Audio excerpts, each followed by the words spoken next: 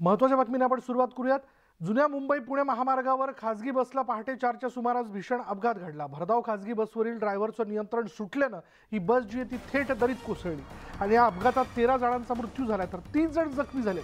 जखमींपैकी 20 प्रवाशांची प्रकृती गंभीर आहे आणि या सर्व जखमींवर खोपोली इथल्या रुग्णालयात उपचार सुरू आहेत। मृतांचा आकडा वाढण्याची भीती व्यक्त करण्यात येते। सदर अपघाताबद्दल राज्याचे मुख्यमंत्री एकनाथ शिंदे यांनी दुःख व्यक्त केलंय। अपघातग्रस्तांना तातडीने मदत करण्याच्या सूचना देताना जखमींना शासकीय खर्चाने तात्काळ वैद्यकीय उपचार पुरवण्याचे निर्देशही मुख्यमंत्र्यांनी दिले।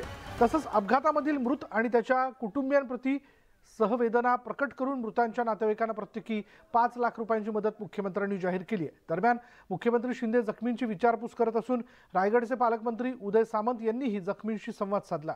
खोपोलीजवळील बोरघाटात पहाटेच्या दरम्यान हा भीषण अपघात घडला आणि या अपघातग्रस्त बसमध्ये मुंबईच्या गोरेगाव इथल्या झांज पथकाचे सदस्य होते। पुण्यातील कार्यक्रम आटपून हे पथक मुंबईच्या दिशेने निघालं होतं।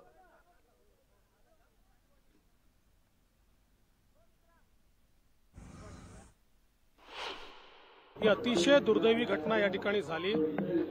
या बसमध्ये एकूण 41 प्रवासी होते आणि ही बस त्या ठिकाणी कोसळली। त्याच्यामध्ये 12 प्रवासी हे त्या ठिकाणी जागेवर ठार झाले किंवा मृत्युमुखी पडले। उरलेल्या प्रवाशांना बाहेर काढण्यात आलेलं आहे। या ठिकाणी जे 29 जखमी प्रवासी आहेत यात 2 बालक आहेत, 3 महिला आहेत आणि 24 पुरुष याच्यामध्ये आहेत। ही अतिशय दुर्दैवी अशा प्रकारची घटना आहे। निश्चितपणे जे मृत्युमुखी पडले आहेत त्यांना शासनाच्या वतीनं त्यांच्या परिवाराला कुटुंबाला मदत केली जाईल। जे जखमी आहेत त्यांचे सगळे उपचार हे करण्याचे आदेश आपण त्या ठिकाणी दिलेले आहेत। आणि पुण्याहून मुंबईला जाताना हा अपघात घडलेला गोरेगावमधील हे झांज पथक होतं जे पुण्यातला कार्यक्रम आटपून मुंबईच्या दिशेने निघालं होतं। पहाटेच्या सुमारास हा सगळा अपघात झाला आणि या अपघातात आपण बघतोय दुर्दैवाने काही जणांचा मृत्यू झालाय तर काही जण गंभीर जखमी झाल्याचं आपण पाहतोय। या खोपोली अपघातातील जखमींची नावं आपल्यापर्यंत येऊन पोहोचलीत। यामध्ये आहेत आशिष गुरव, यश सकपाळ, जयेश नरळकर, वृषभ कोरमे, रुचिका डुमणे, आशिष गुरव, ओमकार पवार, संकेत चौधरी अशी त्यांची नावं आहेत। या जखमींवरती आता MGM हॉस्पिटलमध्ये उपचार सुरू आहेत।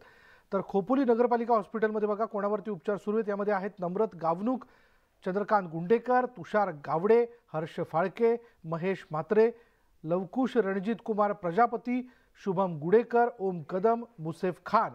लक्षात घ्या ही नावं जी समोर दिसत आहेत यांच्यावरती खोपोली नगरपालिका हॉस्पिटलमध्ये उपचार सुरू आहेत। तर जाकोटिया रुग्णालयात सनी राघव या व्यक्तीला उपचाराकरता ॲडमिट करण्यात आले।